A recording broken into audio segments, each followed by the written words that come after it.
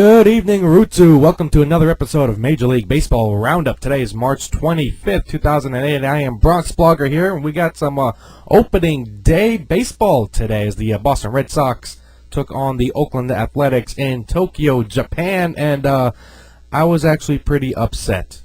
It was very poor media by ESPN2.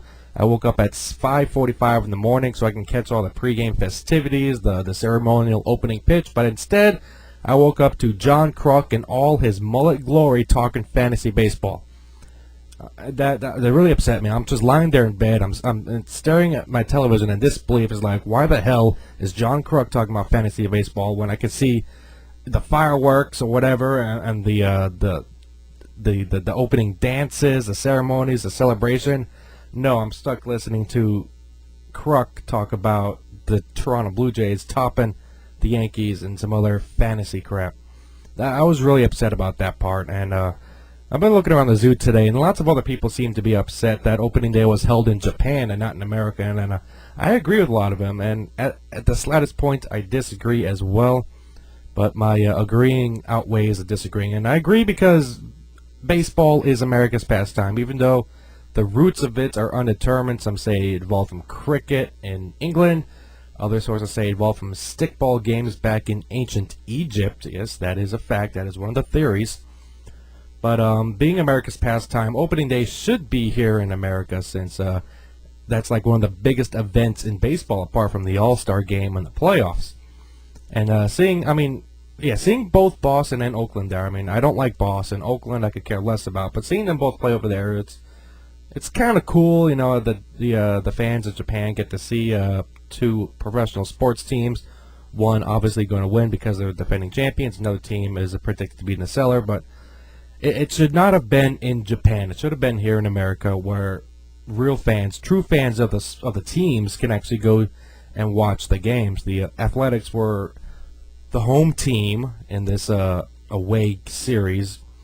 And neither team had an advantage because there's no real crowd behind them. Everybody knew who the Red Sox were, all because of Hideki Okajima and the starter Daisuke Matsuzaka, who actually had a very poor performance, honestly. He had a rough first inning, gave up 2 runs. After he gave up the home run, he was shaky after that. I guess he was trying to impress the Japanese crowd, but he did a very poor job of that. I watched the game. The game was alright. It was a pretty good game. It was a back-and-forth game. Oakland takes a 2-0 lead, and then Boston comes back, ties it up, and then they take the lead. Then Oakland comes back, they take the lead. I saw a huge home run, which really helped out my fantasy team. I only got 2 points for it, though, but that's alright. It helps out. Then I went to work. I had to leave in the 6th inning after the big home run, and the athletic staff had to go to work, and then I sneaked by, went to MLB.com, checked on the follow-up the score, and I found out the Red Sox won in the 10th inning, which screwed me in one way, sort of, and it helped me out another way because I have both Houston Street and Manny Ramirez on my fantasy team. So Street's ERA is in the double digits. His whip is skyrocketing. But Manny Ramirez, on the other hand, he gave me 4 RBI and a home run. So either way, I'm leading my opponent in the fantasy league. Then again, he doesn't have any Boston or Oakland players on his roster. But it's kind of funny to see that I'm leading in ERA when it's over 13. Anyways, I got John Lester on my team. He's starting tomorrow, so hopefully that's going to work out a lot.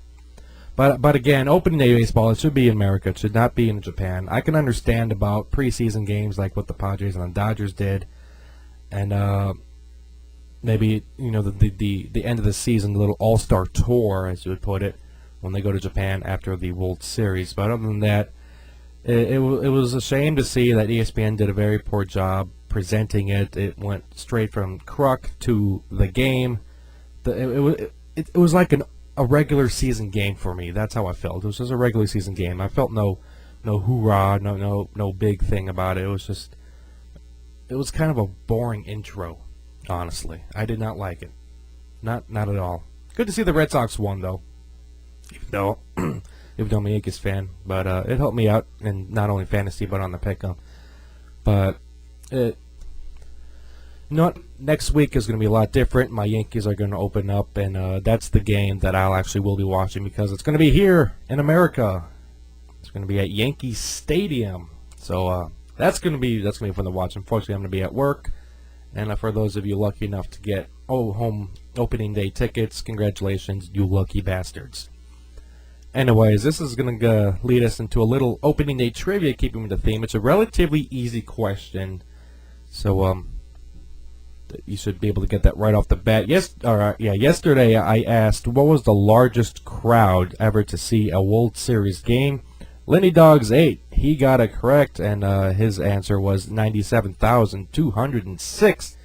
That was at old Dodger Stadium back on October 6, 1959, when the Dodgers moved to the West, because apparently California has never seen a baseball team before, but 97,000 of them did get to see a World Series game.